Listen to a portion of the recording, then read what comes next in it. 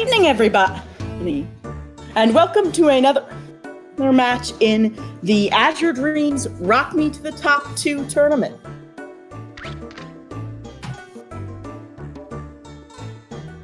And I'm Demi. And I'm Hextree.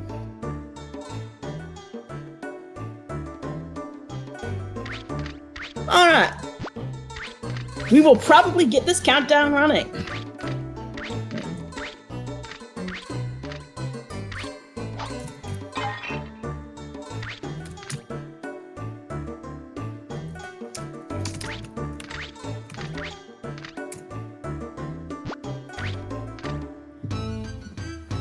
Now, okay, SandKnight is, I guess, going to show off for a little bit.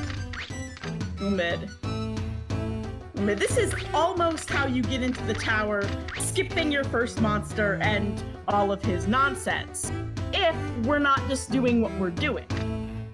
And what we're doing is using programmers' fantastic randomizer/de-randomizer to skip all of our first monster Q's nonsense.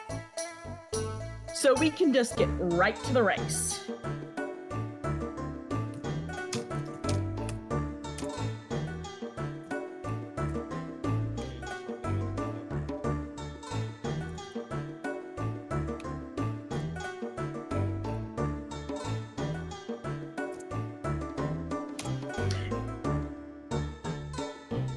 They should be me off.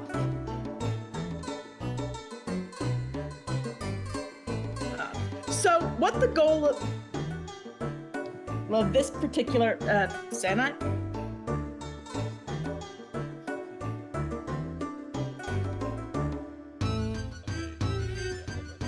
There we go.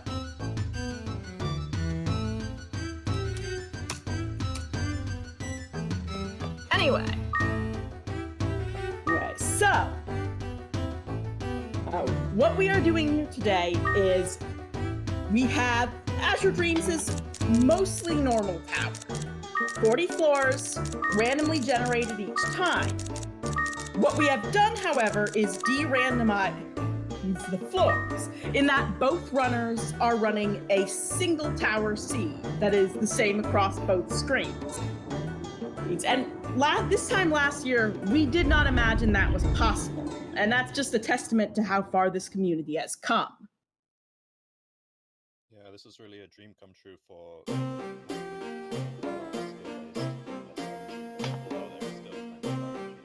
There is a tremendous amount of RNG, which is why this is a best of three match. Because it's possible that they both die on floor 2, and that would be tremendously boring. Funny though.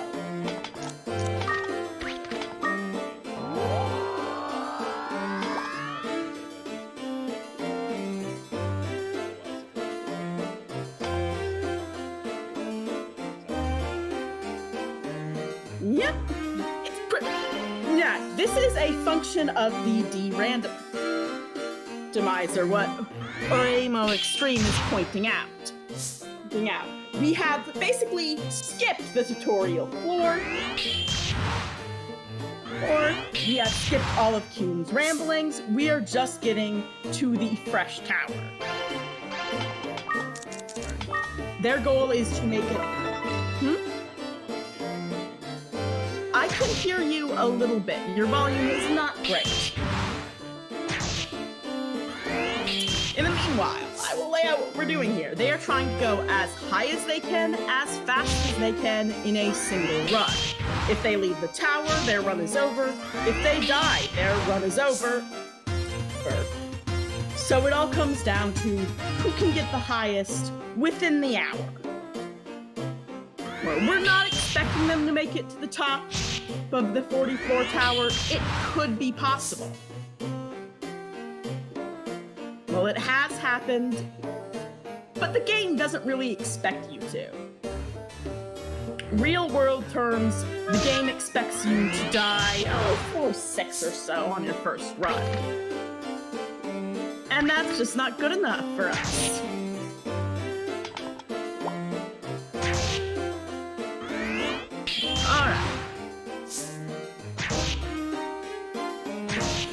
So both runners have basically gotten past as the initial hurdle of second floor deaths, which is getting to that second level, which has like each level increases your HP some.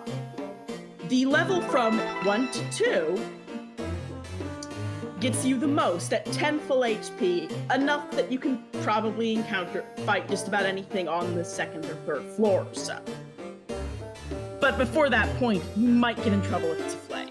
Oh, and a Scarlet Wand on Seraph's side. That is the best weapon for if you're using mixture magic with this little monster buddy, Q here, who is your basic starter monster, a good monster.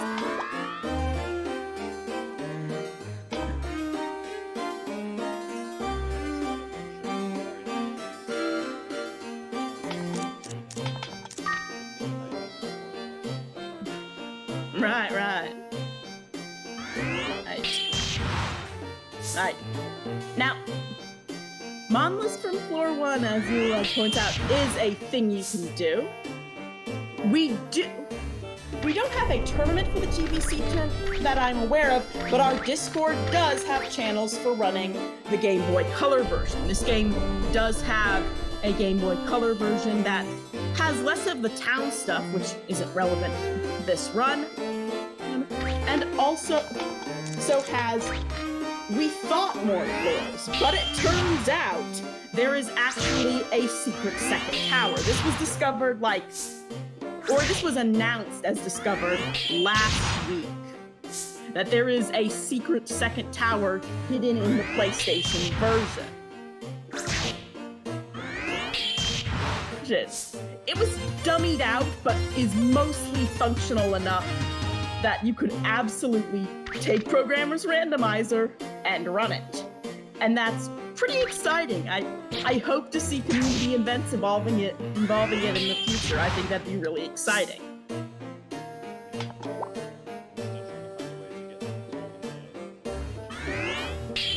Right. Legit.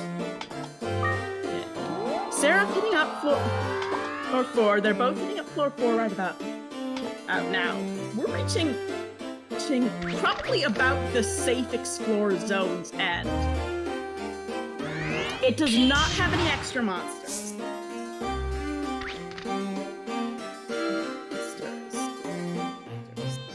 It has instead items with hidden names, basically all items with hidden names. Items you don't normally see in the regular tower. What monsters are on what floors are randomized. Theoretically, an infinite number of floors, but in practicality, it crashes around 98. Or when you get to 99, and no one can still hear Hextree but me, apparently. It's like having an imaginary friend.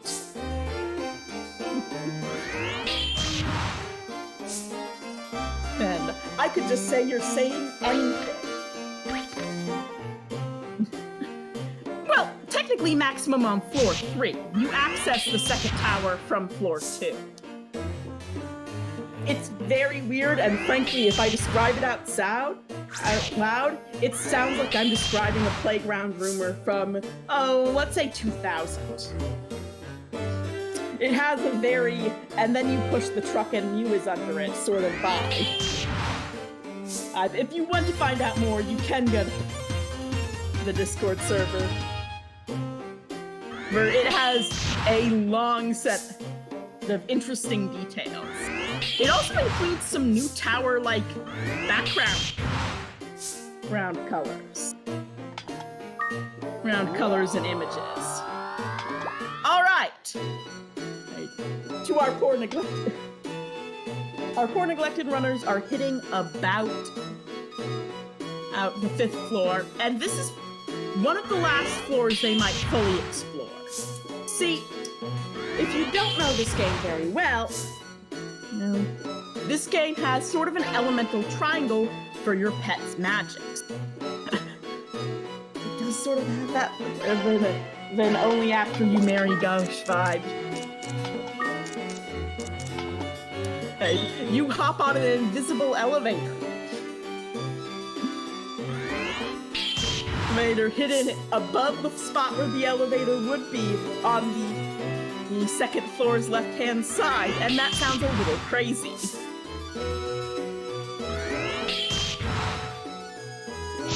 Anyway, so the reason why the runners will probably start hurrying much faster and stop exploring-ish after this floor. And Sarah picked up I sadly missed what that was because chat window. Oh, that's somewhat disappointing. Not the best ball one can find. But elemental triangle, the initial monster tune there has like a fire spell. And fire is weak against water and strong against wind. The first couple of floors have mostly wind and fire with like oh, this is not a fun party. Yep. We start seeing more and more water monsters. Blooms at this point with no shield, no good shield, hit pretty hard. Oh, and we're seeing on SandKnight Stride some A1 strats, getting the opportunity for Sandboy to give him just a little extra damage dealing with this blue.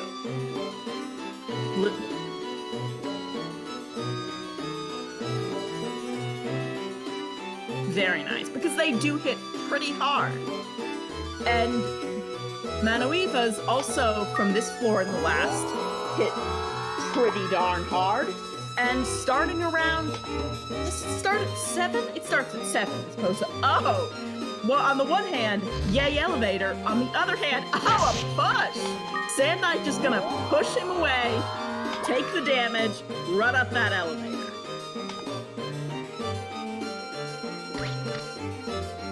SandKnight getting a little bit of a lead here. He took a little less time getting out of that first room on floor 6. Go up trap. Lucky. He'll be getting out of, like, the water floors, the danger zone, in, right now. Good for him. Seraph leaving the pita fruit, I probably would go pick that up and just feed it to him now if he didn't want to carry it. But, nah. Does he have it? Using it on the sleep ball to get a good sense of how much it's left. It's a very useful ball. And we're seeing some more A1 strats. Because generally your rule of thumb is if there is a fight, you can fight. Fight it. But most fights you can't fight. So don't. Most fights will kill you at this point because the game expected you to go home already. The game expected you to leave. Or die.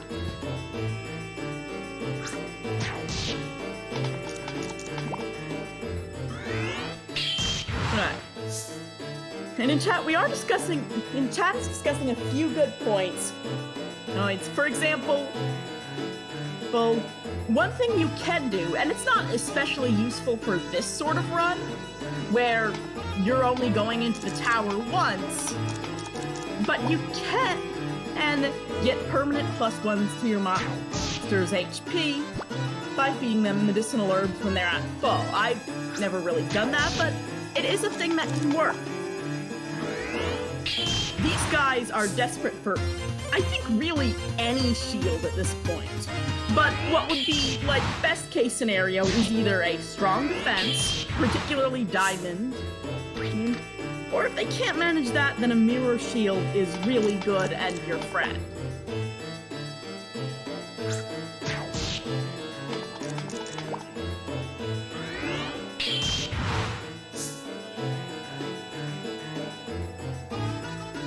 I mean, if you're buffing a leather shield, you might as well buff a diamond shield.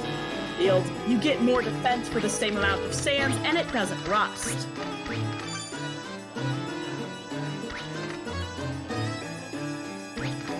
Oh, does Interesting.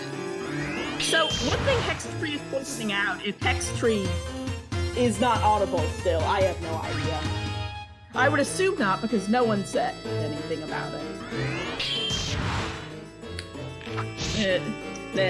That leather shields do give you a dodge increase, and so if you have, for casual play or long-term play, a lot of loose sands, that can be a good approach.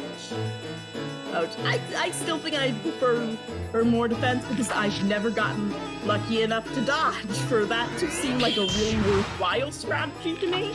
But that's the thing about this game, is that you can play it a lot of different ways. There are lots of little nuances to your approach, and when running it for this tournament setting, there's slower, more exploratory phases, there are faster phases, there's more mixture magic or more AI1,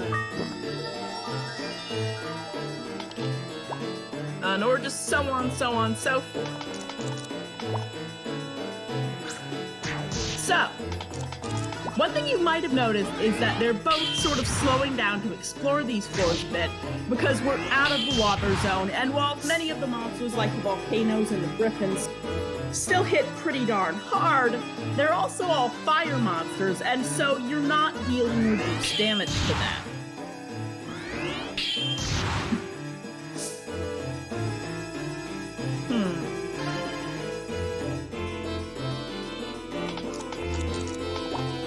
Right, SandKnight did in fact pick up a holy belt. Very useful. Their kits are mostly pretty good at this point, with the exception that they still have no defense. And without any real defensive buffs, Ko basically has glass bones and paper skin. Everything inflicts a ridiculous amount of suffering.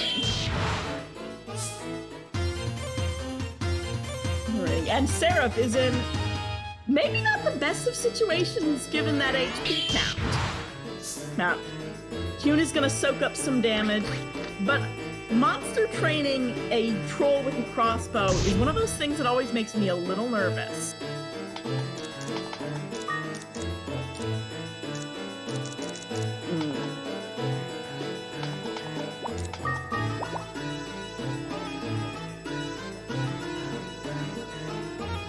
Right. So, Seraph is taking a while to try and figure out their next move, I think. Now, we have figured out the way monsters move through corridors, but in a situation where they're all sort of closely following like this, well, you might just be in trouble now. SandKnight making it to 12th floor. Seraph just gonna have to hope that they don't end up in a bad first room on floor 11. I had forgotten that.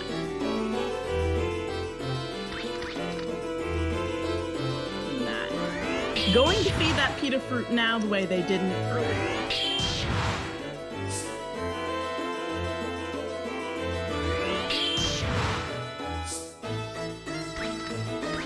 Lack of on the side. Oh, and there is a shield. Hopefully it's a good one. No, it's not a good shield at all. It's the same. Actually, they have copper. Either way, not an improvement.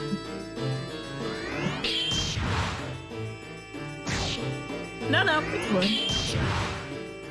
Alright, they finally find a shield, and it is the same shield as they have presently. SandKnight finding the blue collar. Oh no. And there's a nice little party coming directly for his face. That paralyzed trap has gotta hurt. At least Kyun is there to soak up some... Oh, right. That's not good. Oh, boy. At least he's finally free. 1 second. Holy Bell getting the day just a little bit more saved. Going to drive out with everything from the room without attacking. Holy the save.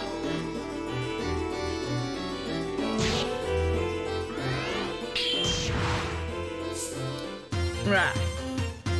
Alright. That is a good point, is that SandKnight with the Holy Bell was not invulnerable. Oh, anything outside the room could still attack him into the room with a ranged attack, such as Rise from a Griffin or a crossbow troll, but I think they're out of crossbow troll, or he is out of a crossbow troll country. Finding another fireball, that extra damage is going to do well. Hell, and we are still working on trying to figure out what's up with X trees volume. In the meanwhile, we're starting to see Seraph catch up and even take the lead.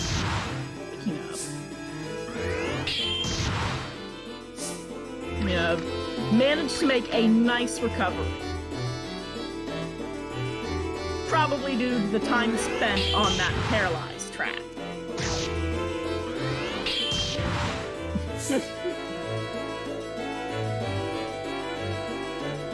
And that'll be pretty handy. So, monsters we're starting to see now that we're on floor 13. Mules, which are water monsters, so they're a little bit tougher to deal with, but not the worst case scenario. The most annoying thing is if they decide to start healing themselves in an infinite loop. And that one just got confused. Fun fact, I think mules are like my favorite monster when I was a kid. I always wanted one. And y'all catch that? That from X-Tree?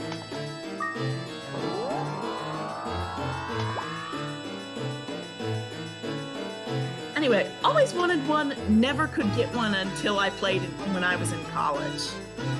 They are pretty great on your team. They are basically, an ice shield. That isn't bad. It's certainly better than, say, wood. Many things are better than wood, including that.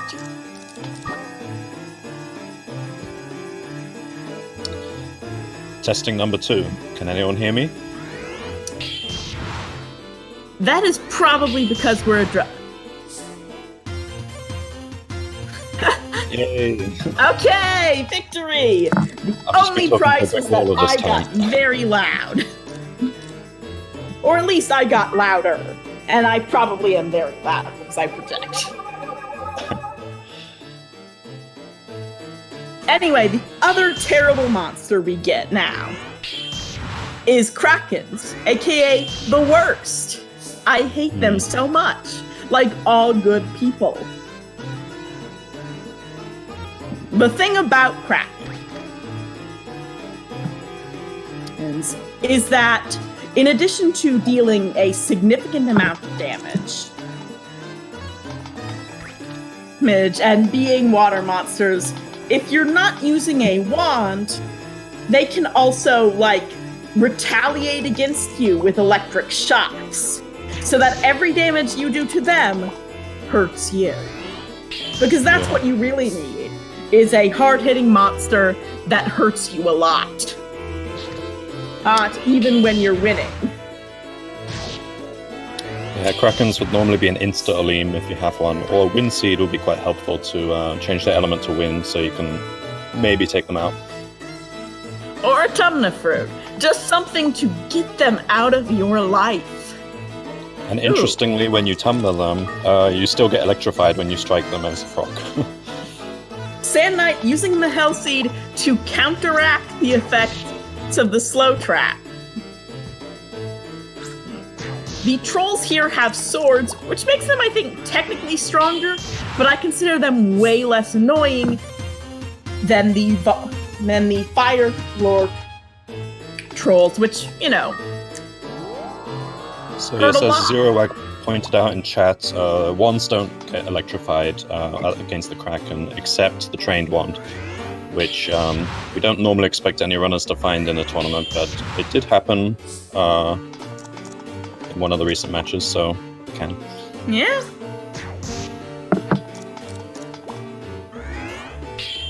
Right, the troll swords do ignore defense, which does make them a lot stronger, but I still like them more than I like the crossbow trolls, because crossbow trolls are just annoying to deal with. Yeah. Swords are more predictable. Right. Looks like we saw some frame rate issues, and we saw an egg, I think, on Seraph's side. And that'll be interesting to see what it is eventually. Maybe. Which floor did they pick the egg up on? Seraph. And just cool. now, so 14. It would be unlikely to be a U-boat egg.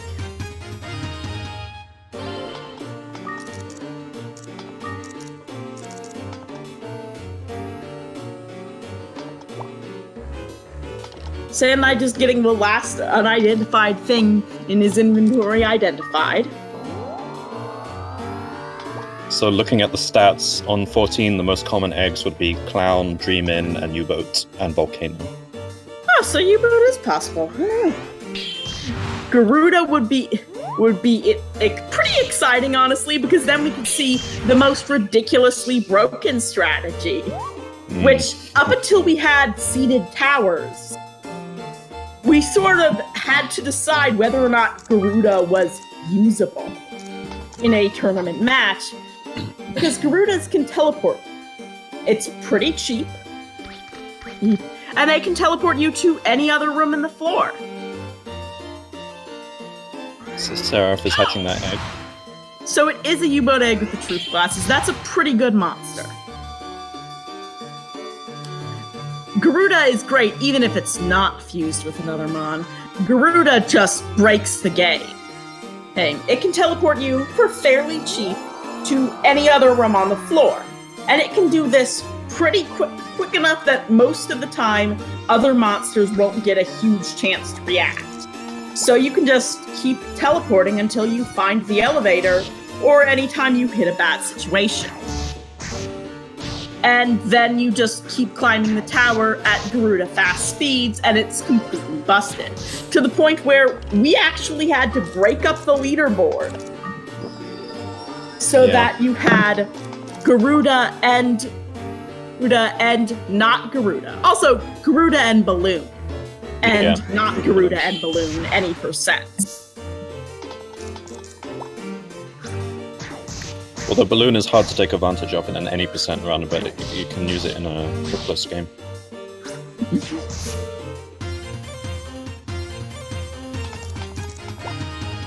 One thing that SandKnight's...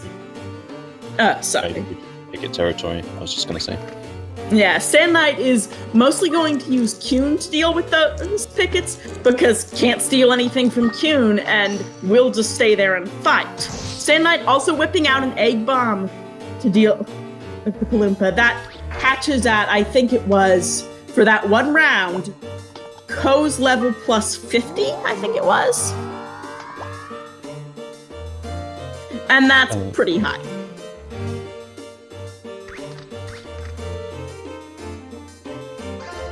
Right. Blinder Ball, that's pretty good.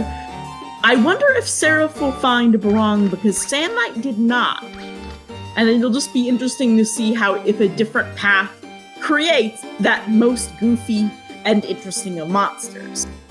Is it actually the most goofy? It's moderately goofy, but is it the most goofy? Pickets are pretty goofy. Pickets are pretty goofy, yeah. They kind of have a clown look. I mean, in a way that's different from the clowns, which kind of don't really have that much of a clown look now that I think about it. Seraph has a troll patrol after him. I sadly do not know the significance of 020. Oh, was that the anniversary? Maybe. I don't remember. 02 of... Oh, right. Month, day. I always get confused. Yeah. Month first.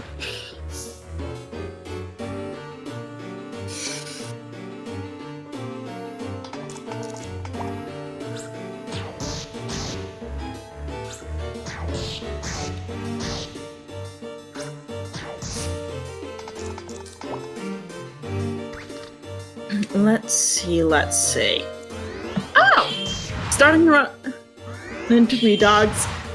I never really have a strong opinion about those. They are They're mostly, Yeah. I think of them mostly as offensive monsters, probably because, as opposed to more defensive, probably because they're wind type. Oh, and Seraph has out that U-boat going to go and look around the floor, which is It a was, thing wasn't that, it? yeah. Yeah, a brush fruit on Oh, SandKnight's side. Goodness. That is exciting. You can get just about any monster you want out of that, and if I had to guess, SandKnight's probably going to see if he can't find a spider, because the Arachnes have incredible offense and thus become pretty much the best pet in the game. They have double their standard offense, and they can pass that on to a fusion to just create an unstoppable killing machine. SandKnight did, but it's going to be on Seraph's side if Seraph can make it there, and if Seraph manages to find it. Yeah. But it will be there. Oh, sleep trap. But that ended up pretty fast, and we found our roast fruit candidate. And the elevator right after. Nice.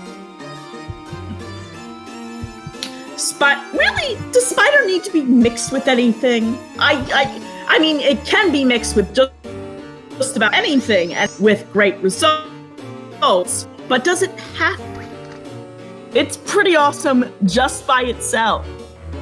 Yeah, I think most runners might just use it by itself. I had a spider in my match the other day. I decided to fuse it with Kuhn. The problem is it made Kuhn water type, and that messed up my sense of which monsters I can beat and not, or not. But using it by itself is absolutely a good way to go as well. Right. SandKnight taking a moment to try and figure out what he's going to do with this Arachne. When he's going to bring that out. If he's going to bring that out. Golems have surprisingly low defense, if I recall. Like you'd think. Like, oh, it's a giant wall monster. It must have great defenses. No, you're wrong. They weirdly enough do not. Yeah. Might be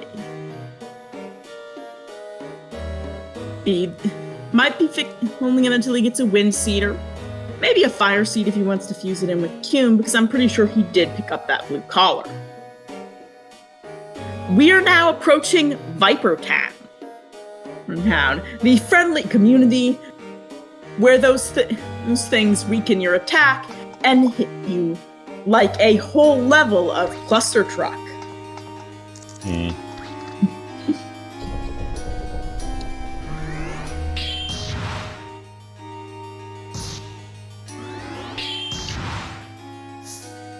Which floor was the rush fruit on? Oh gosh, 19, I think? Okay. We'll see if Seraph manages to find it. Yeah, because it will be there. The question is, oh boy. Oh, that was SandKnight has been getting pretty lucky with these short traps.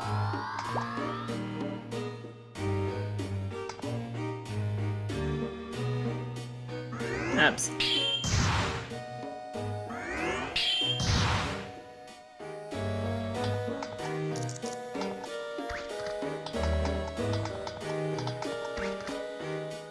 And SandKnight trying to get to the upper ground to get just a little extra damage needed to finish off that Viper.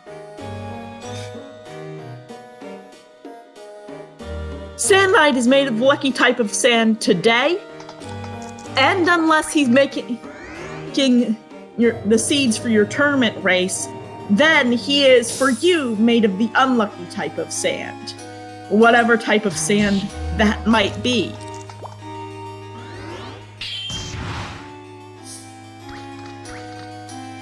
Oh, is Seraph gonna go up? Up and miss the roche fruit? Looks like, yes. Looks like we're not going to see that on Seraph's side. Seraph will probably be disappointed to know, but then again, he is behind and has to make up some time. We start to see Palumpas again on SandKnight's side on the 22nd floor, and those come in two forms. The normal, pathetic guys, and Collarjack Palumpas, who just make it so that you can't have a monster out in the field until they're dead. Is that right? I always forget exactly what they do because it almost never works against me. But basically,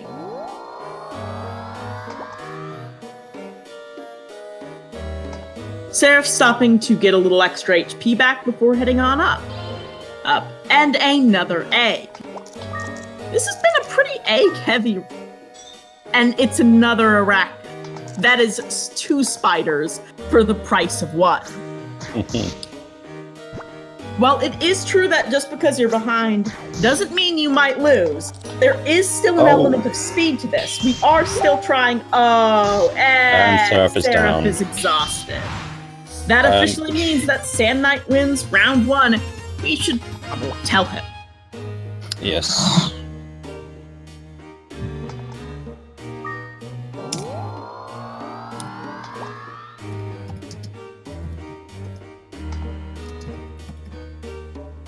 Hey, but I will leave that text trick. Yeah, I'm doing that now. Viper Town is a rough place. No one really wants to be here for long.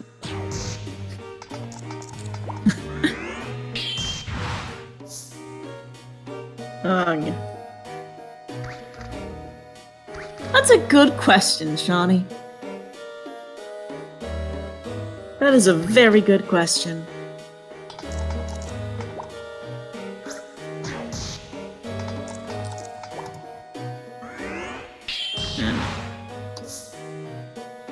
So, the rules for this tournament are, you have 1 tower run. For this, we are using a seated tower where it's the same tower for both runners. There's best 2 out of 3. Yeah. 1 run to get as high as you can, as fast as you can. And there is a 1-hour time limit to that, to the attempt. And if the runners die on the same floor, whoever reached that floor first is the winner of the round.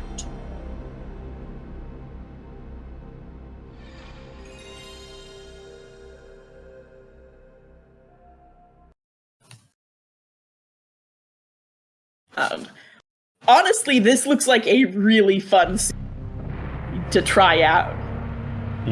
I might like to try to play it after the match is over. Or I would if I had my control. Okay, so as they start the new game, on the angel screen we'll get to see some evidence of the de-randomizer being used. We can check out the seed matches as well. Right. Okay, 217. That's okay. Correct. Let me check.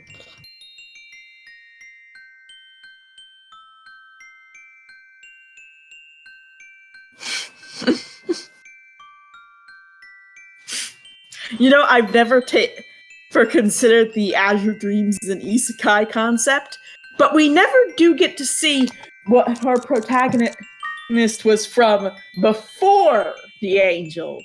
So maybe this is a part of the normal birth process in Monspia. You don't know. I don't know.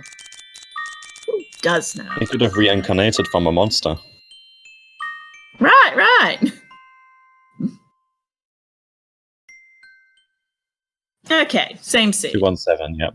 Okay. Now, we are having the nice advantage of just skipping all of this intro text. No flashback, no dead dad.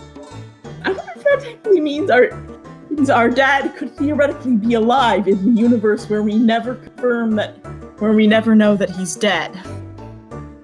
But no. Beldo's still up there. All alone.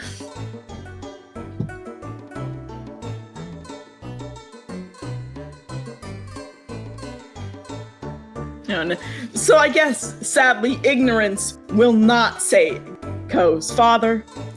It is unfortunate.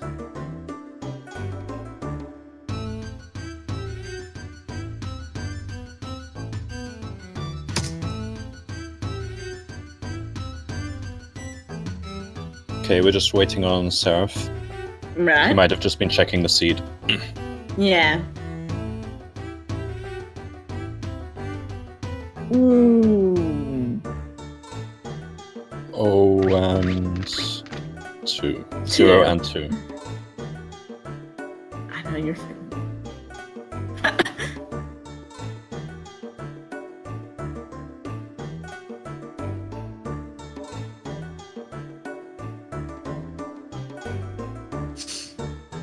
I feel Seraph's pain. But you have a shot, Seraph. You can do this. I believe in you. And you can at least do your best. Sometimes you have to be of a good spirit to run Azure Dreams, because sometimes it will just go wrong. You will just die, and there's nothing you can do about it. Much like real life in some way. That's true, it is a bit of a Disney film, Shawnee, with all the princesses as well.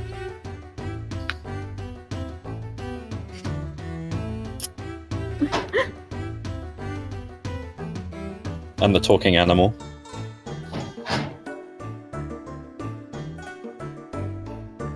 Right. There is a talking animal who has even a little costume. I always have a soft spot for Kuhn, both because, you know, decent little guy. Yeah, I'm kind of fond of him. Little guy. Solid monster that can get you through the game, and he has little tiny boots. Little itty bitty boots. I love them. He looks like a Digimon to me. Or maybe he just looks more like a Digimon protagonist to me. And that always puts a smile on my face.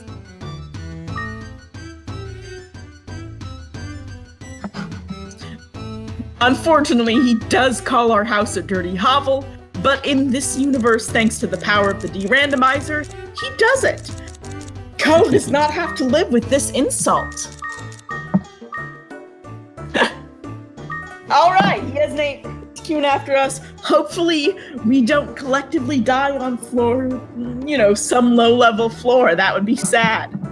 It just occurred to me that maybe he can't be brainwashed because he's already under the spell of Beldo. Yeah, that makes sense to me.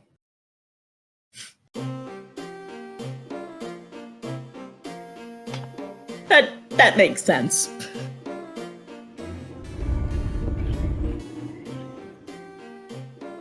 You know, I wish you could. Oh wow, an item started off. I don't even catch some of that.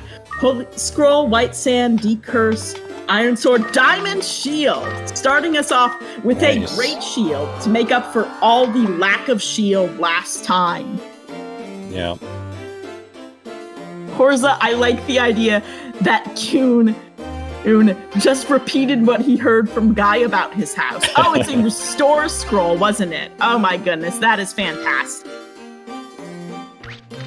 Okay, so Seraph chucks away the malicious spell. Malicious spell is a funny one. Like, you can...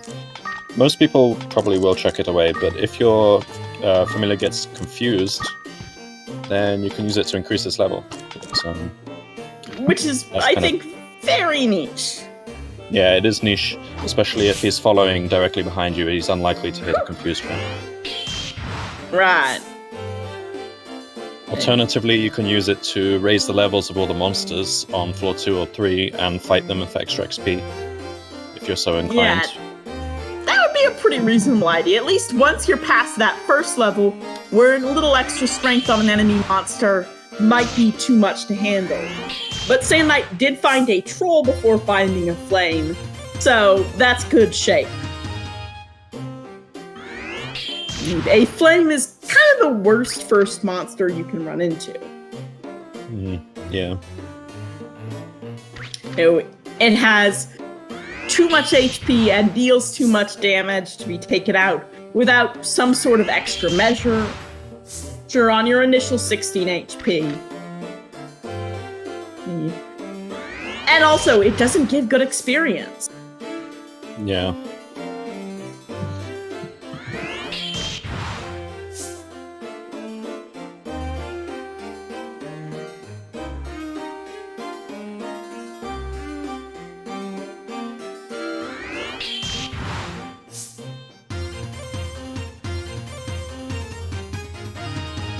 So, now let's. Oh yes, this feels like it might be, while we're in sort of a down period, a good time to plug the Discord. We have space. We have Rando Sunday, where on Sundays everyone does randomizer races.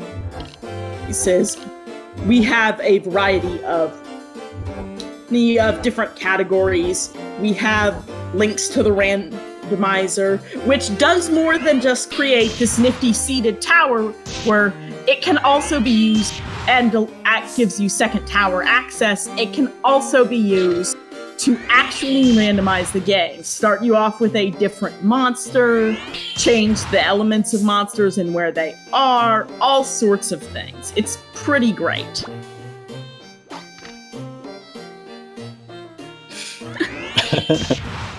Is that really a good idea? Tossing the... Yeah, I don't know whether he was doing that for fun or whether he thought it was going to hurt the troll. Probably he thought it was going to hurt the troll and then remembered the troll. He could also theoretically, if he has enough time to that, I think, maybe hang on to that until you hit those fire floors and have to deal with crossbow troll. Yeah. That would be fun. Because you can, and as we saw, and no, just gonna chuck it at that flame. I probably would have checked the sword at the flame first, but that's just me, I guess. Depends on what you find. The troll sword ignores defense.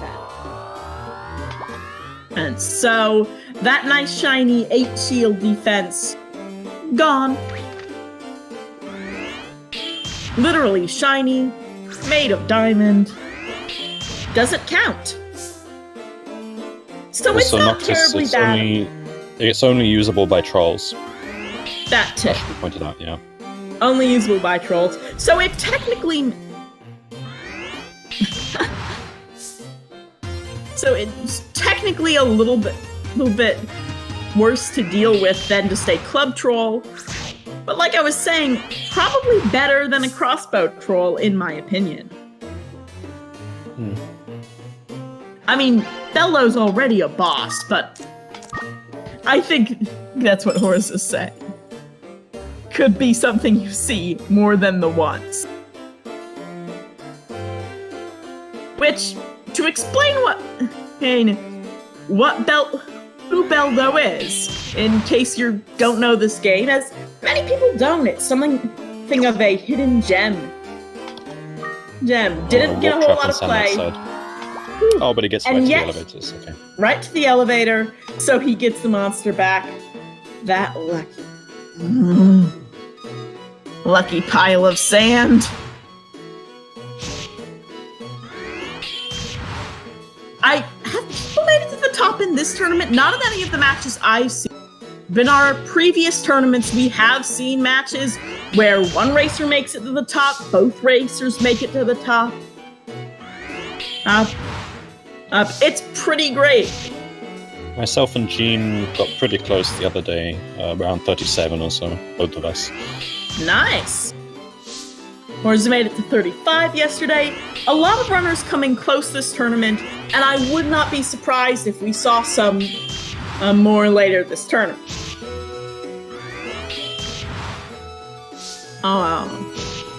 Bullied by glaciers. I've just realized whoever wins this match will be facing me in the next round, so I need to keep an eye on these guys. Yeah, check it, scope out the competition.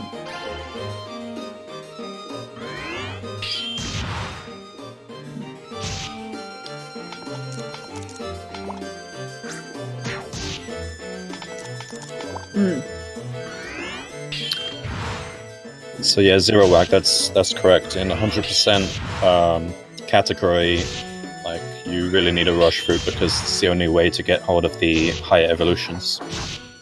That the 100% category does basically require a roche fruit, and is so lengthy.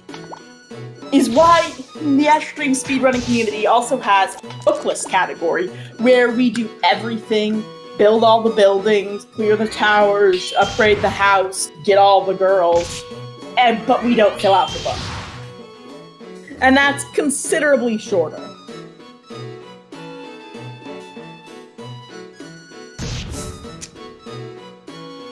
Ooh, luck with the bomb trap there. That's funny.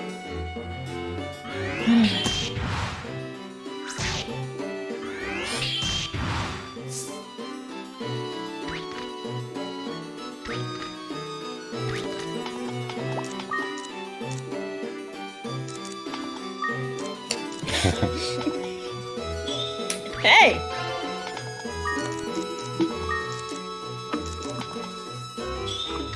Hey. Everybody wants to rule the town. And it is the nature of the world. Probably. Yeah, you own the casino, you own the racetrack, you have access to everyone's money.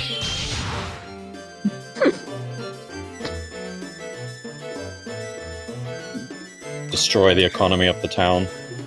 Right, I think that is one of the things that this game's storytelling, limited as it is, does I think really well, is just slowly increasing the amount of respect people have for poor Ko.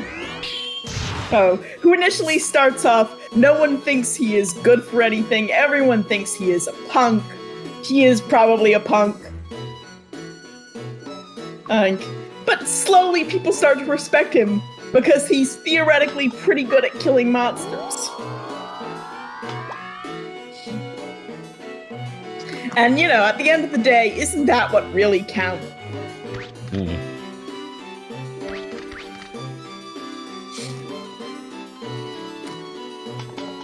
You know what we really have not seen much of this match? What's that? Oh dear. Oh dear. That's not good. I am not experiencing good times. Am I still here? I still hear you. Hello? Am I still here? Yep.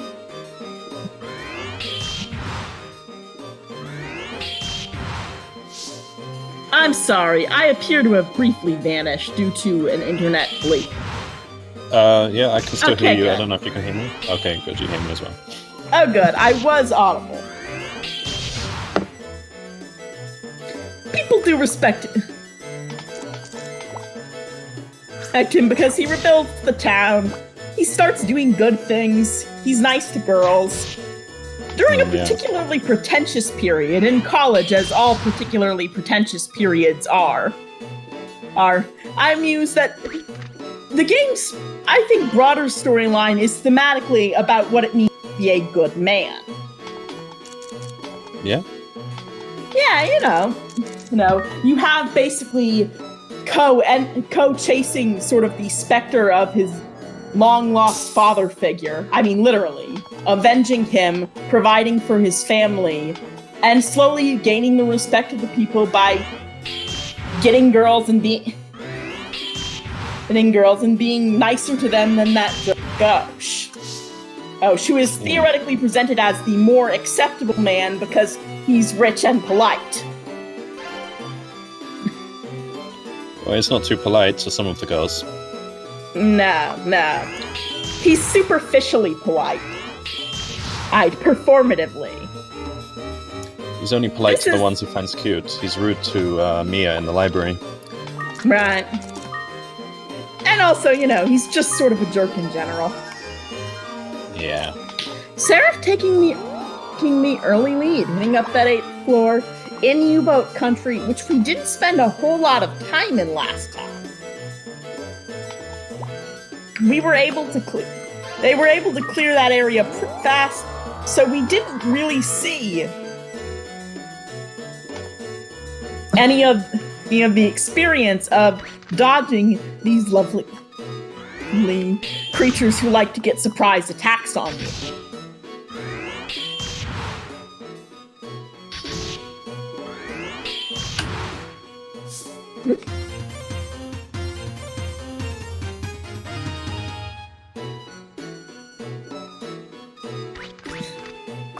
One day we'll get into Gosha's room. U-boats are, I think, one of the more annoying monsters. Because they will always try and get the first hit. However, because they will always try and get the first hit, there are some fun tricks you can do to avoid some of that inevitable pain. Oh! Mirror shield. Nice. If they didn't have a diamond shield, that would be pretty great. Oh, and an egg. Egg on Seraph's side. That's doing good.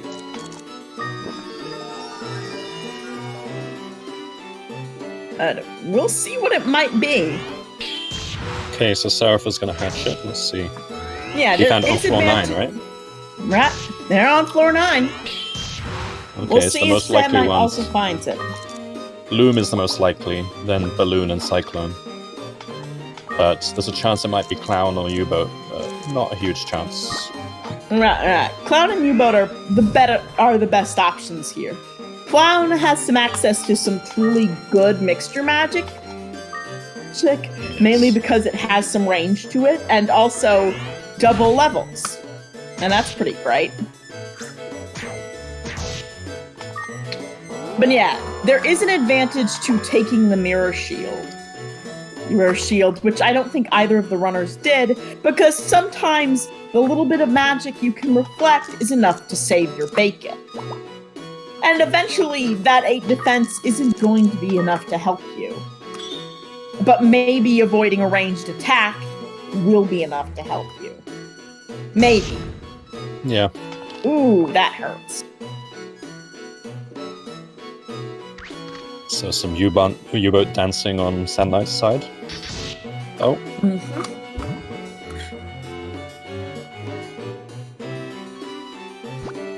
And there's the egg on SandKnights. Checking just to make sure nothing bad happens on that or the elevator.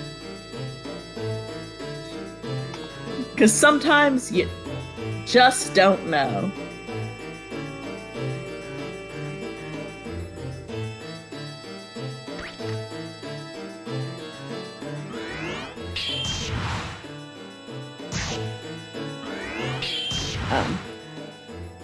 Floor 11, over with pretty fast. Seraph could have chosen to explore that. It would have been a pretty safe bet. But Blue Collar will make whatever's in that egg, I think, possibly more useful, depending. Ooh, that is a he might try scary and go for that egg situation to soon. imagine. Yeah. Jenna, Monster Dan in the elevator room. That would be unpleasant. But we'd get the cool music. And in the end, isn't that what really counts? SandKnight using that egg bomb, always nice to see. Oh, and a Scarlet Wand. That's pretty lucky. Gee. Yeah, that's Still nice. at the Diamond point- Shield and Scarlet Wand. That's what we want. Right, the wand already increases your damage by 1%. Yeah, so the base percent is 25% for all wands, and Scarlet Wand increases another 25% if it matches the element type. Ah, thank you for asking. Audience member Shawnee7188, who I have definitely never seen in the community before. Or we do have a Discord where we have all sorts of resources about the game, as well as access to the randomizer, as well as access to the secret second tower that got dummied out of the game at some point in the midst of development, because that's crazy. Please do check out the Discord. It's really fantastic. While we're here, however, I'm going to point out that on Seraph's side, we see the room that would have been great last run, the room full of shields. Shield room. So yeah, viewers may have noticed that Seraph was a bit suspicious of those shields because they were lined up as if they were maneuver. So he chucked a shield at but nothing happened, so they were safe. Well, they couldn't be a maneuver at this point. Yeah, because maneuvers can't spawn here anyway. But it's never a terrible idea to be paranoid about identical objects lying side by side. Seraph blinding that Kraken and managing to get away by just gently dodging past it.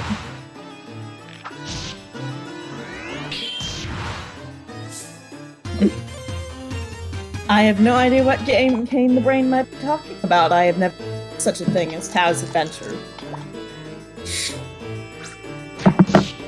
It is surely an elaborate fiction. Well, aren't we all?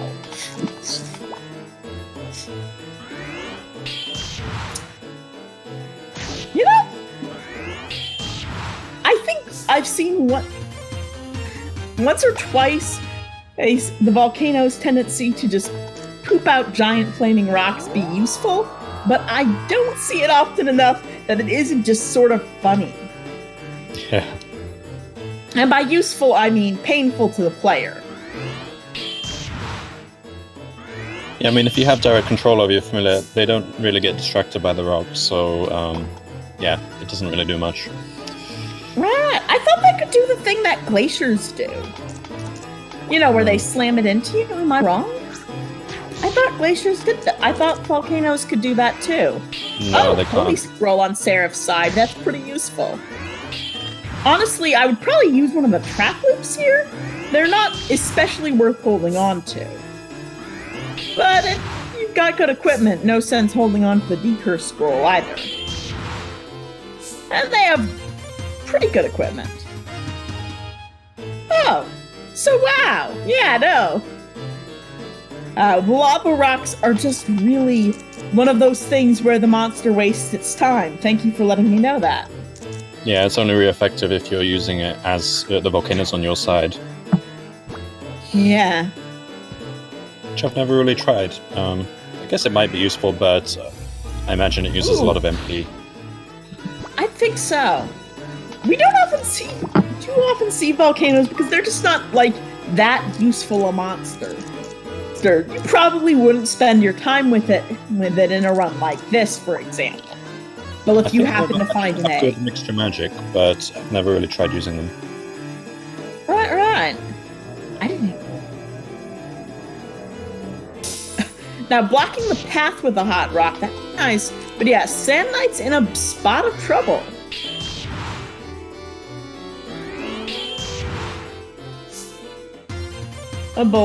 Those rises can deal a lot of damage.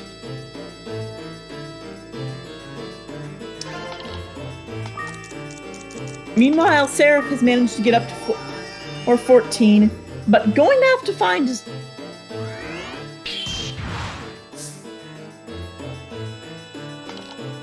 Gonna have to find a way past this terribly annoying Kraken.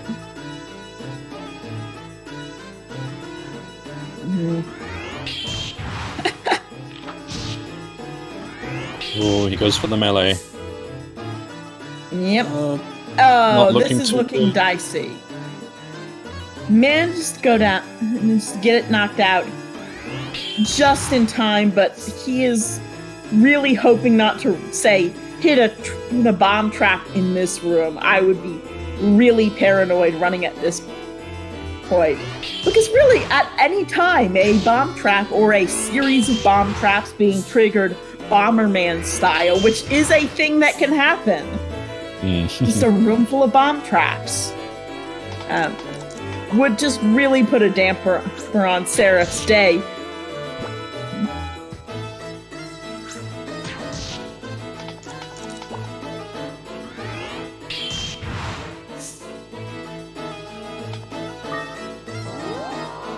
Oh, I'm hoping for some truth glasses so we can solve the mystery of that egg on Seraph's side. Oh yeah, he still has the egg, doesn't he? Just star glasses, which are good. Oh, go up trap on SandKnight, but I don't think he got the blue collar. And another egg. Another egg. Could be a clown. Could be a number of things. Could be a Garuda. Could be a Garuda.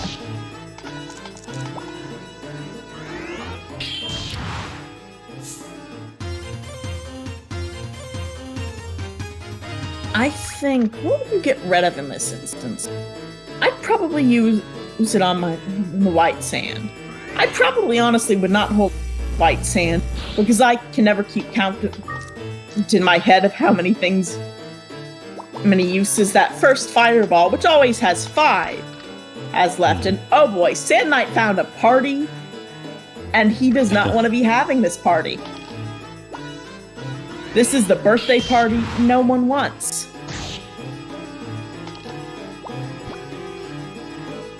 You can speedrun the GBA, and our friendly Discord server happens to have a set of rooms just for the GBA version. So if you're looking for people to run that with, check it out. Thank you. Liraho for grabbing that on my behalf.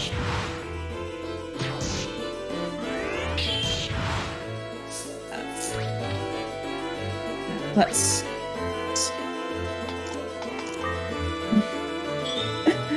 oh. They are? Fantastic. It's a really great game. And it is one of my favorite games of my youth. And I would say, like, very formative to my game playing experience. And I think that for a lot of people who found this game when they were younger, it was sort of a secret treasure. For a while there, the thing we heard every time someone saw one of these tournament races or saw that the server existed is, wow, someone else has heard of Azure Dream. Because it did not really do particularly well, and now you have to be leery of double items like those 2 swords. One of them is probably a Manoeva if you're at the floor Seraph is on. Yeah, so at as this soon point, as he steps out of the room, yeah, so you can see the radar changes as soon as you step out of the room. The Maneuver disappears from the map, that's how you tell. Yep.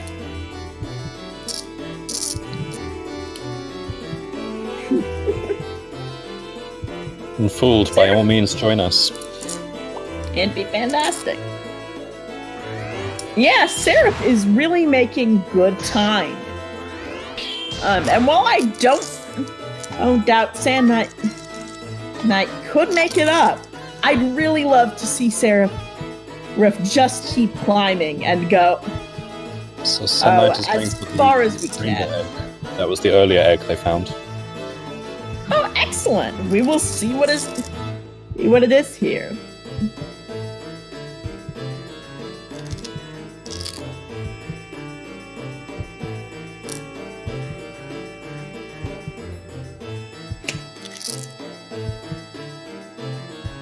It has actually been a long time since SandKnight ran into an enemy. Me while heating up this egg. Might even get it done in like one run of egg hatching, and that'd be neat. And we have a bloom. Actually, right, I believe Seraph? SandKnight is kind of fond of blooms, so he may fuse it with Kuhn. I don't know. He would have to fuse it with something else to make fusing it with Kuhn useful, right? Bloom doesn't have mixture magic of its own without Oh yeah, you need to. without fusion. It has a hidden spell. Okay, so bloom has to be the dominant one of the fusion to get the hidden spell, right? I believe so. Okay. But I am glad that SandKnight got to learn. I'm glad we got to learn what that monster is. Oh no, Seraph just lost Kuhn. That's going to make this a lot harder. Yeah. Using that Tumna, It's probably the best move. going to get it out of this situation. he has used the Palumpa egg as a bomb back on floor 10 or so. Yeah. SandKnight may yet find the second egg. Yeah, may still. Oh, right. Alright, Seraph does have a restore scroll. It'll be useful from way back on the second floor. It'll be useful to see if he remembers that, and if so, when. And if he decides that it's still worth worrying about Kuhn being carried around. Ooh, that hurt a lot. I think I would have kept going the Doodlemas way, the Picket way. Pickets. A picket train. I would not. That cure-all herb, but he's trying to tackle this picket as well. Oh no, the Holy Scroll. That's sad. And this might just be a death by paper cuts here. This might be sad. Bringing out the bloom. I'm on Seraph's side. Good luck with that. It's gonna try and brainwash it. Nope, trying a standby strats. Blooms do have a decent quality in defense, and it'll at least distract the picket, which is pretty useful in and of itself. He's had enough of this picket. Yep. Boom.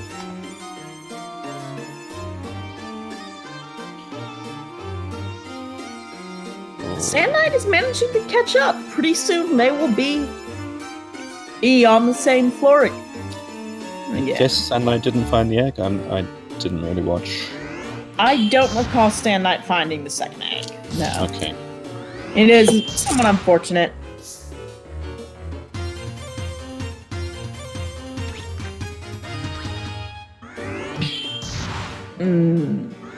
It only has 9.38% chance of being a Garuda. Yeah. Seems bad. Alright, Seraph picking up that Gulf one. It does match the Bloom's element, but the Bloom, I guess the Bloom might have magic. So, Rag, that's correct. You can pump up your weapons up to a plus 99. Making it a wind monster making a wind monster to better equip it for these wind monster heavy floors.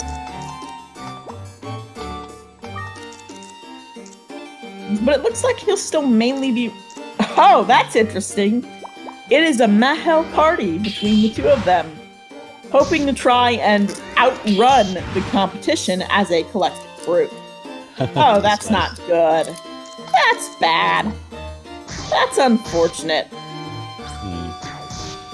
Frankly, I would not be trying to move under the circumstances. I would just hang out. Taking the chance to heat up the other egg. Okay, so this will be interesting. We will see what's... I'm pretty sure SandKnight missed out on... Ow.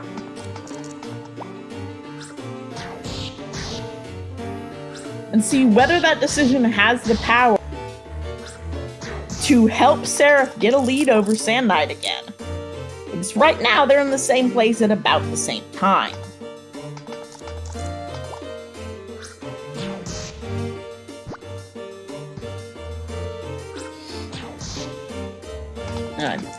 Oh, and a nice elevator, hopefully speeding Seraph out of a little bit closer to not being in Viper Town. Honestly, I might wait on hatching that egg. Maybe. I don't know. On the one hand, can use an egg to distract a Viper. Vipers in rooms, a Griffin. That is not bad. That's about as good as Q. Not really better, not really worse. Worse, about the same. Pretty handy. Yeah. It looks like Eggs he's going make to run with both out. Okay. Maybe? Okay, he's putting the bloom away, and that makes sense. Yeah. The Griffin does, after all, have its innate fire mixture magic, and that's going to be handy on these floors. Griffin is cute, is my main thought about that. Griffin And when is he very levels up, he cute. turns into a centaur kind of beast with a bow and arrow. It's pretty cool. Yeah. Yeah, SandKnight did hit the confusion trap. Also managed to make it through this floor in a little bit better shape. Than Seraph. But on the other hand, Seraph did manage to basically set himself back up into about the position he was in before floor 19. Seraph's a he, right?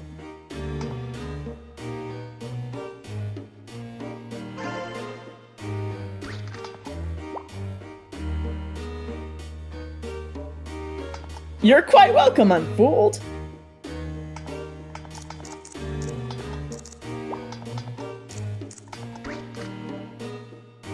Now, I think would really not play around with the spider.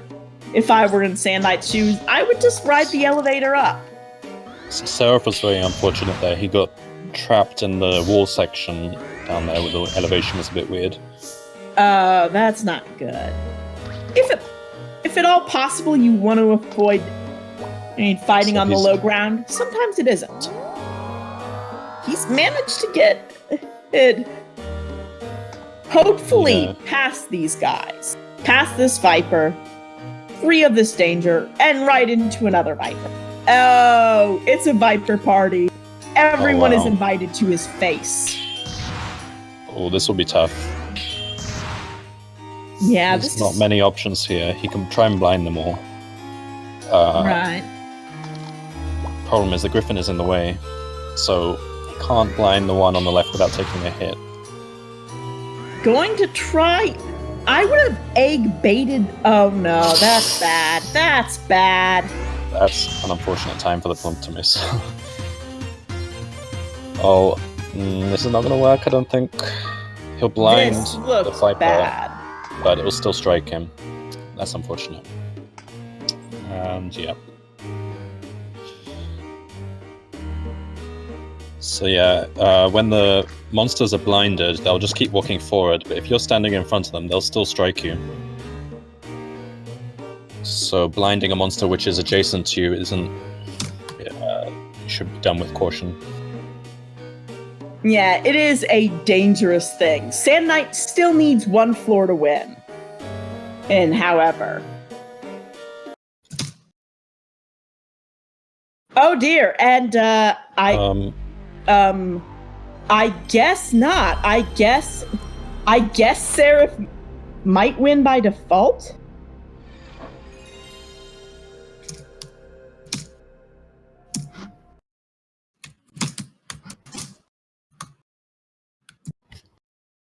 Okay, I guess Seraph might win by forfeit. I think someone was a bit hasty in chat. Yeah. Basically, and that caused Seraph SandKnight to assumed that SandKnight won already, but no, SandKnight had not won. Yeah, Seraph assumed SandKnight won because Seraph died, but nope. So I guess that one's tricky. I'm not sure what exactly the right play is here. I'm just going to see what they say in chat. It's kind of tricky, isn't it? Because SandKnight did make the exit, but at the same time, I think it might have been Seraph's fault if he misled SandKnight, so I don't know. Right. Right. He had the ability to win, but did not actually cinch the win. I say give Seraph the win because it's a best out of 3. So it doesn't determine the outcome of the match.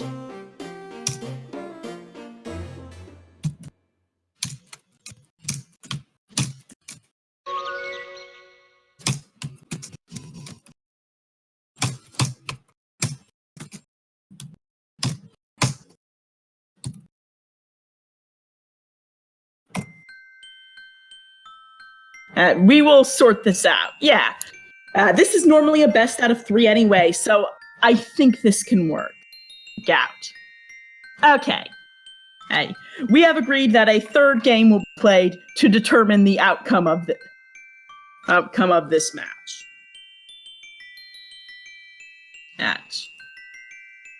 So we'll figure this. So it's possible we will figure this out later. Yeah. That kind of situation doesn't happen often, but I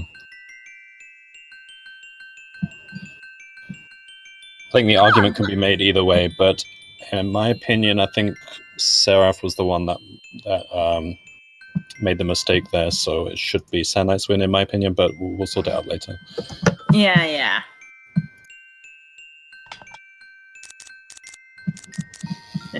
We will sort this out later. If SandKnight wins, the match resolves itself.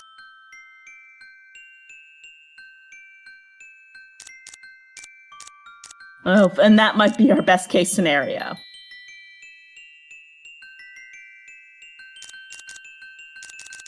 Yeah, so we are now starting round 3, and this is probably a good time, especially since I see someone new pop up in chat, to explain the rules. We have between us, the 2 runners, a seated tower so that they will both be running the same tower.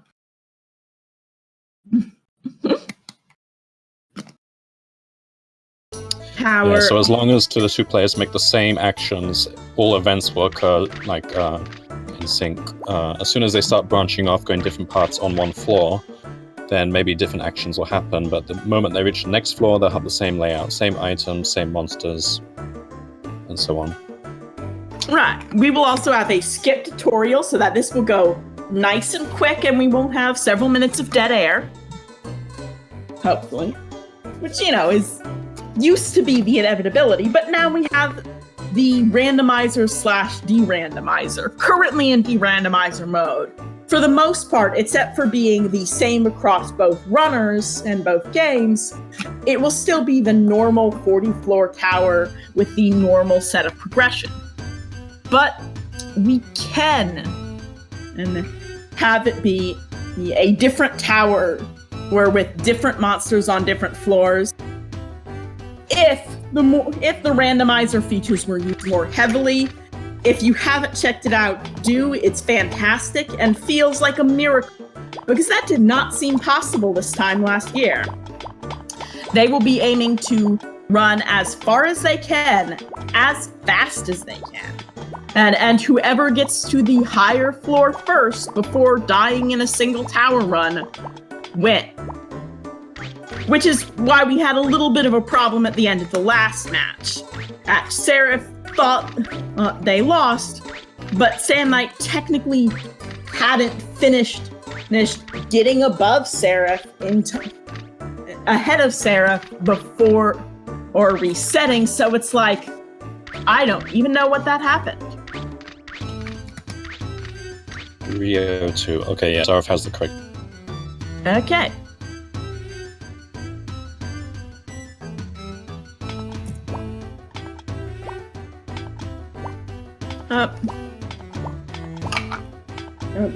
We are on technically our 3rd match-ish.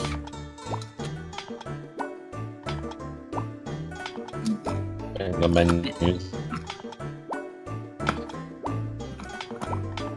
Thanks, SandKnight, you're a peach.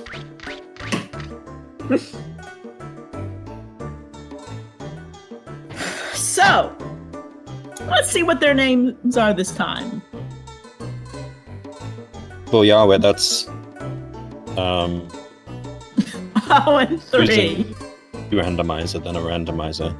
However, we call it the randomizer because it also has actual randomize options, such as randomizing your starting monster, randomizing elements of monsters, and many other options.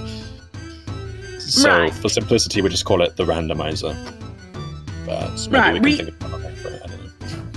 We initially started off by calling it de-randomizer for this function, since the initial goal was just make the tower seatable. And then programmer kept going, and kept going, and kept going. and has not yet showed signs of stopping, and we're incredibly thankful for that.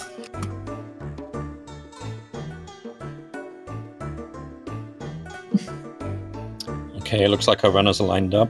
Okay.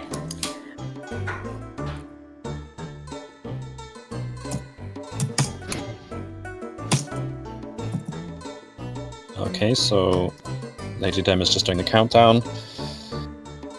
5, 4, 3, 2, 1, go! In 15 seconds when the lag catches the sound of my voice. Now, believe it or not, Ghost Eye, we can do that. We can add more floors to the tower. But in addition, we have also found out, still recent news, so I'm going to repeat it, that there is a secret second tower. The programmers were working on some sort of post-game element from the looks of it, but never actually made it accessible. A tower that has randomized monsters, or at least the floors on which you find the monsters are randomized, theoretically infinite, but crashes around 99 more often than not. It has items that aren't identifiable, aren't identified until you use or in some way identify them.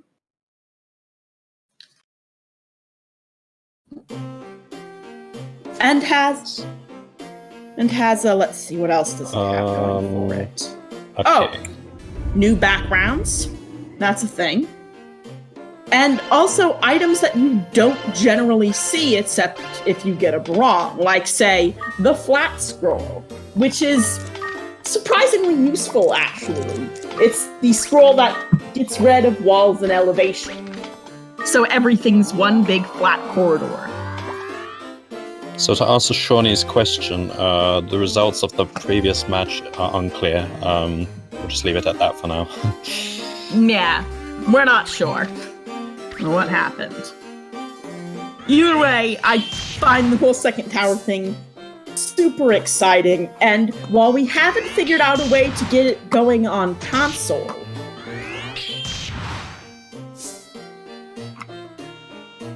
ooh, Acid Rainbow on SandKnight side, that's pretty exciting. Yeah, absolutely. If we can find a way to get the second tower in the legit playthrough, then it could become part of maybe the bookless or the 100% categories. Probably not bookless, but 100%, there can be an argument for that. Oh, it would yeah, actually that make would be 100% easier because you can meet all the evolved monsters there. Yeah, that's a good point. That would be pretty handy. One thing worth noting, that legit is a loose term, because you would still have to, because as far as we can tell, some sort of randomizer or cheat would have to be involved. As far as we know, but it might be possible to get that item in the game. Well, we'll see. We'll see. Blue sand and red sand. One sand, two sand, red sand, blue sand. The tower hungers for you, sand.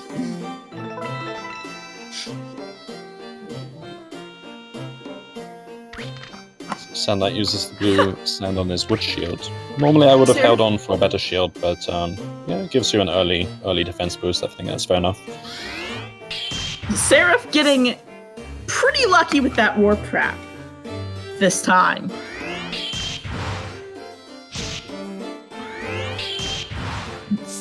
This time, luckier than SandKnight got, unless Floor just has 2 warp traps. Shawnee's doing a lot of trash talking in chat. Oh. No. Trash talking and trash talking, as a matter of fact. As we say in England, rubbish.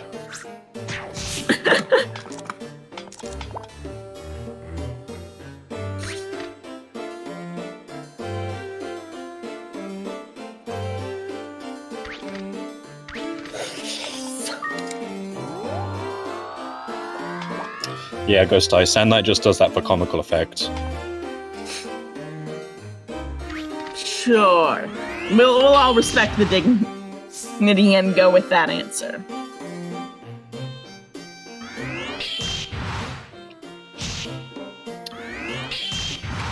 Oh, I see. He's referring to the stutter step. Yeah, stutter stepping is where you walk onto a tile and hold run just as you're arriving on that tile. That stops Phil from picking it up. And I am very bad at that. Yeah, it takes a bit of practice to get the timing right. Yeah. Once you've got it becomes natural. Yeah, it's an interesting little mechanic that I have intentional not. This game is full of just weird little mechanical worm things that don't quite make sense or work. Nothing makes sense. Oh, leather shield. That's a thing that exists. Probably technically a little better than the wood, but you probably don't want to try it on right now in case it's cursed, and then you're stuck with a leather shield until you get lucky. Yeah.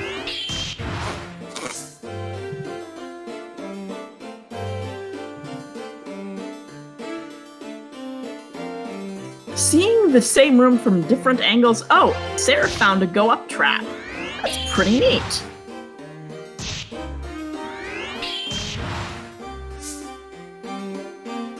There are also things that maybe aren't necessarily mistakes or bugs, but are features no one knows exists or understands clearly. But we just sort of find them tucked away. So up until recently, we never really understood why you'd have items like Malicious Bell and Malicious Scroll, which harm Ko. But then we realized that actually they were intended for use in the second tower, because in the second tower, your items are unidentified. So when you pick up a bell, it won't always be good. If you use it, it might be a Malicious Bell. So I think that's the reason they put those items in the first place. Yeah, that seems to make sense, because the second tower also has a lot more access to items like, say, the Paralyze herb. Yeah, Paralyze herb, exactly. Herb, or Last seed, which herb, lowers your level. which just exists to hurt you. There's no other thing you can do, really.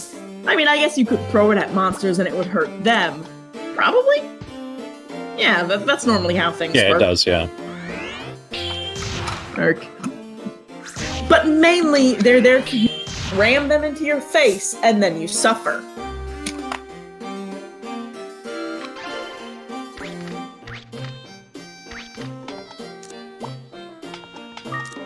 Oh no! Seraph went down really fast, which does at least determine that we don't need to worry that much.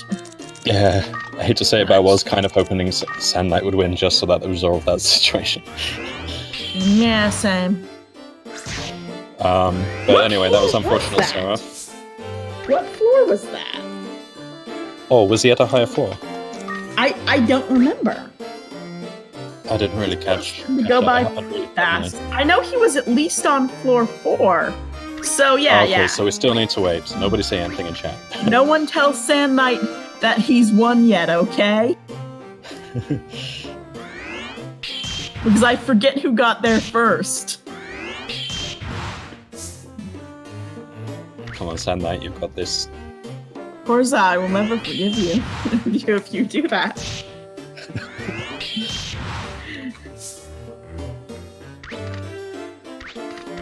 Oh, fire crystal, that's neat.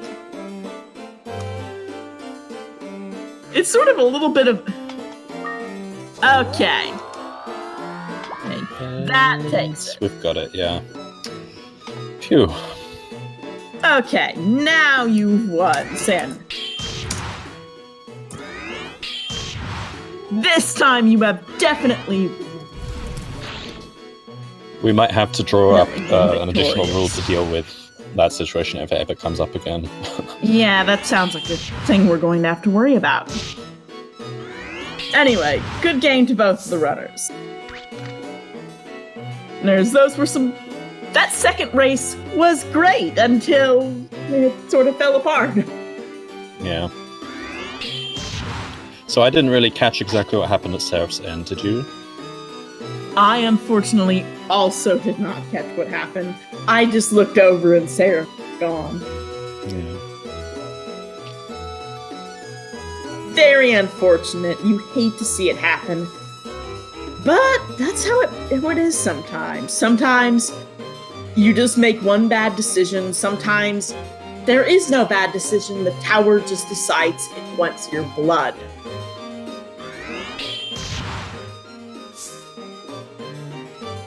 Anyway, let's see if we can get Seraph and SandKnight in here.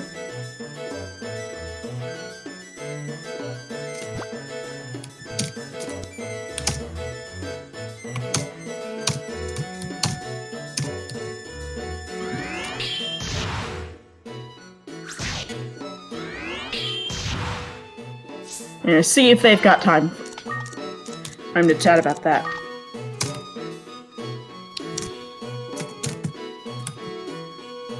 Gustai, basically a single match is comprised of 3 rounds. Each round, each player tries to get as high as they can. The moment they die or use a wing crystal or an Alim, I guess, then that round is ended for them. So yeah, it's 1 shot, except it's 3 shots. Right, it's 1 shot per game, basically. Yeah.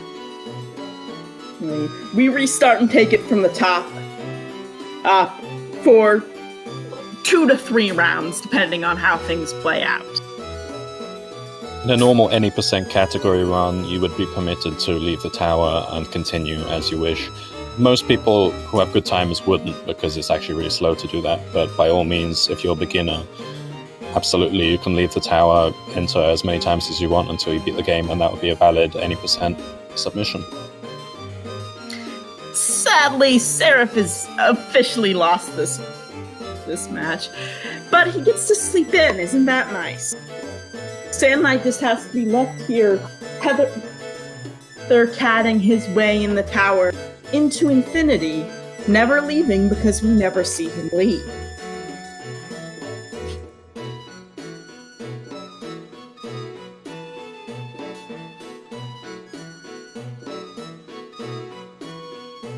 Yeah, the 1 hour timer is a way of keeping this still about speed. Hello! Hello, SandKnight. Oh, thank you guys for the invite. That was a weird set of games, but it was fun. That was a weird set of games.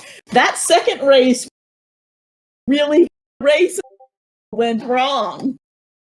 Yeah, exactly. I think the call in the Discord actually made me do the wrong thing, but I mean, all in all, it ended being quite okay in the end. I think we're good.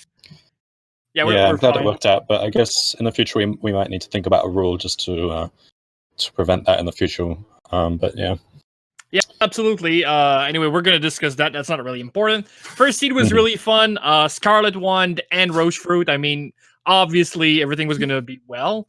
You got 2 Arachne eggs, and yet you never really got to use either of those spiders. Did I get a second spider somewhere? You did. Oh, damn. Oh, okay. In an egg, yeah. Yeah, the first time I didn't want to use it. The one I roached, I didn't want to use it because I would lose the bonus from Scarlet One because Skinny would turn water, I mean. Right. So I was waiting on either a fire seed or a wind seed, and I only found sea seeds, which is really bad. Wouldn't save me from that problem. I would have used wind seed to just use a paralysis spell. Right. But yeah, I was just waiting on something. Same with second seed where I get the bloom. Could have used to actually do the same thing, but was waiting on the second egg to fuse to learn the spell. But I mean, those 2 first seed were really generous. Didn't know what actually happened during third run. That I guess there was just like a mistake in HP counting or something like that. Something I would like to, when Seraph comes in, if Seraph can explain it, because I admittedly was not looking at the screen at that moment. So that happens. Whatever happened, it happened very quickly. Yeah.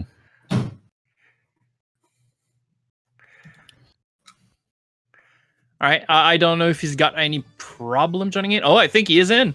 Hello, I'm Seraph. here. Hello, Seraph. Hello. Hello. So what happened on the third run? Because I think we all missed it. I was totally tilted from those 3 Vipers in that second game. I wasn't even looking at my health. And right as the balloon hit me on that last hit, I was like, oh shit, how much health did I have? Yeah, that happens. Benz, Mhm. that second run on the 3 Viper situation was so rough. That is just one of those moments where the tower decides it's done with your being alive. Yeah. Yeah, and it highlighted an important drawback of blinding is that if the monsters are adjacent to you, you're still in trouble. Yeah, you still Yeah. get hit. Yep. But it was just an unfortunate situation. That's a little bit of chaos. Yes, but all's well that ends well, I suppose. It's SandKnight, not you over will for take Seraph it in yet, this match. right? I forget where we are in the brackets, but it's not over yet. This is only the winners. I was expecting Okay. to lose this one. The fact that I was as close as I was, I'm still dumbfounded. That's part of what had led to the chaos on the second game. I was like, there's no way I'm doing anywhere near as good as SandKnight. You were, man. The No, biggest you advance were. I've had You was were in the 3 lead floors. until you died. If SandKnight died on that floor, he would have lost that round. I agree, and that's not only that, but I mean, I sometimes play faster than other runs, and I was feeling really good and really fast about those 2 runs. So to say that you actually were in advance, I mean, that tells me that it was like real competition and not even like you were really good. I was feeling fast. I was like, oh man, I'm probably in advance. I'm probably in forward. I mean, I was going. I grinded a bit, but not too much. I felt really good about those 2 seeds. Oh yeah, the first 2 were actually really nice, especially when you got on the second one when you got to floor 2 and there was a diamond shield right there. I was like, what? Diamond Shield, Never that Restore lucky. Scroll. Just a nice kit. Oh yeah, that starting room was magnificent.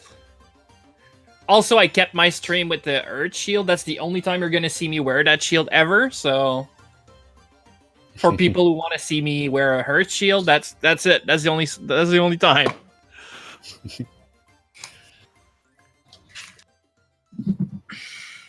So I guess we actually take a little bit of time to thank everyone. X3, Lady Daymay, thank you very much. I am absolutely sure you did a Thank you. great job today.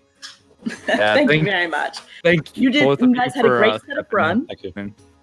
Yeah, thank you, Seraph, for being good competition. It was a blast.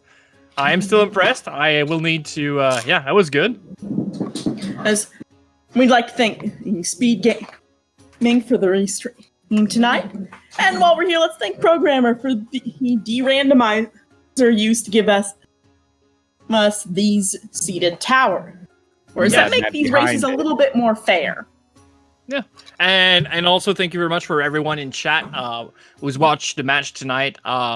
These matches are much more interesting because you're there watching them, commentating on them, and having fun with us around. I am gonna. Oh, Lyra has already sent a Discord link, so if you want to come around and have some fun and chat about the game and know about when we're gonna play next, I think there is. Is there a match tomorrow? I think no. The next I match is believe- Saturday, right? Yeah, I think that's right. I think the next match is Saturday, but you can check the schedule and you'll probably see on the Speed Gaming schedule. So I hope you all enjoy it. Great game, guys. Thank you. See you around, everyone. Have some fun. All right, see you. Good night, Thank you. See you everybody. later. Bye. Saturday, but you can check the schedule and you'll probably see on the Speed Gaming schedule. So I hope you all enjoy it. Great game, guys.